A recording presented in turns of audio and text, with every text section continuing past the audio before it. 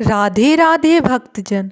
भगवत गीता के 8वें अध्याय से श्लोक 3 में बताया गया है। भगवान ने कहा, अविनाशी और दिव्य जीव ब्रह्म कहलाता है और उसका नित्य स्वभाव अध्यात्म या आत्मा कहलाता है। जीवों के भौतिक शरीर से संबंधित गतिविधि कर्म या सकाम कर्म कहलाती है। ब्रह्म अविनाशी तथा नित्य है और इसका विधान कभी भी नहीं बदलता। अब इस श्लोक का विस्तार में अध्ययन हुआ है, किंतु ब्रह्म से भी परे परम ब्रह्म होता है।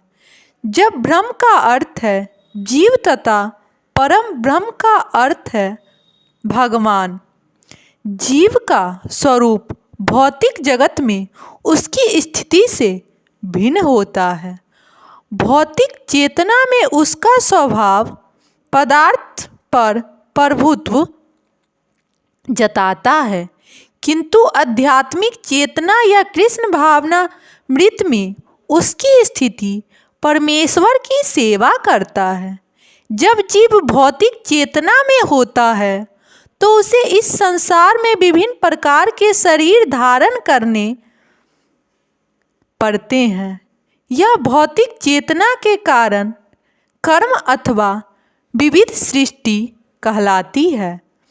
वैदिक साहित्य में जीव को जीव आत्मा तथा ब्रह्म कहा जाता है, किंतु उसे कभी कभी परम ब्रह्म नहीं कहा जाता। जीव आत्मा की विभिन्न स्थितियाँ ग्रहण करता है। कभी वह अंधकारपूर्ण भौतिक प्रकृति से मिल जाता है और पदार्थ को अपना स्वरूप मान लेता है, तो कभी वह परा आध्यात्मिक प्रकृति के साथ मिल जाता है। इसीलिए वह परमेश्वर की तटस्थ शक्ति कहलाता है। भौतिक या आध्यात्मिक प्रकृति के साथ अपनी पहचान के अनुसार ही उसे भौतिक या आध्यात्मिक शरीर प्राप्त होता है। भौतिक प्रकृति में वह 84 लाख योनियों में से कोई भी शरीर धारण कर सकता है, किंतु आध्यात्मिक प्रकृति में उसका एक ही शरीर होता है।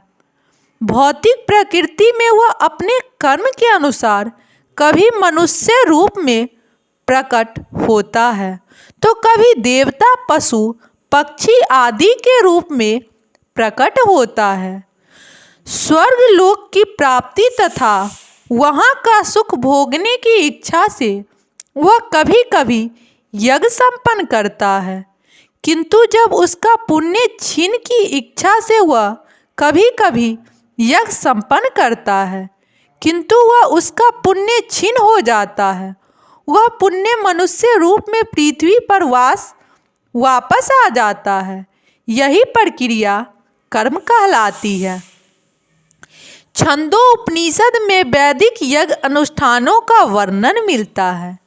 यज्ञ की वेदी में 5 अग्नियों को 5 प्रकार की आहुति दी जाती है। ये 5 अग्नियाँ स्वर्गलोक, बादल, पृथ्वी, मनुष्य तथा स्त्री रूप मानी जाती है और श्रद्धा, सोम, वर्षा, अन्य तथा वीर्य में 5 प्रकार की आहुतियाँ हैं। यज्ञ प्रक्रिया में जीव अभीष्ट स्वर्ग लोकों की प्राप्ति के लिए विशेष यज्ञ करता है और उन्हें प्राप्त करता है। जब यज्ञ का पुण्य क्षीण हो जाता है तो जीव पृथ्वी पर वर्षा के रूप में उतरता है और अन्न का रूप ग्रहण करता है। इस अन्न को मनुष्य खाता है, जिससे यह वीर्य में परिणत होता है, जो स्त्री के गर्भ में जाकर फिर से मनुष्य का रूप धारण करता है। यह पुनः यज्ञ करता है और पुनः वही चक्र चलता है। इस प्रकार जीव शाश्वत रीति से आता है और जाता रहता है, किंतु कृष्ण भावना भावित पुरुष ऐसे यज्ञों से दूर रहता है। वह सीधे कृष्ण भावनामृत ग्रहण करता है और इस प्रकार ईश्वर के पास वापस जाने की तैयारी करता है।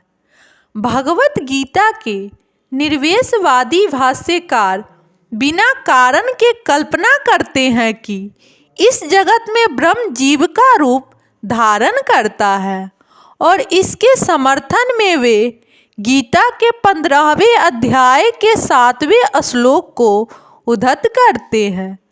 किंतु इस श्लोक में भगवान जीव को मेरा शाश्वत अंश भी कहते हैं।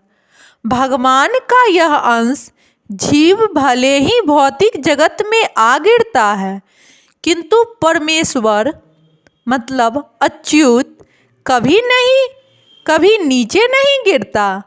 अतः यह विचार कि ब्रह्म जीव का रूप धारण करता है ग्रह नहीं है। वह यह स्मरण रखता होगा कि वैदिक साहित्य में ब्रह्म जीवात्मा को परम ब्रह्म मतलब परमेश्वर से पृथक माना जाता है। राधे राधे भक्तजन।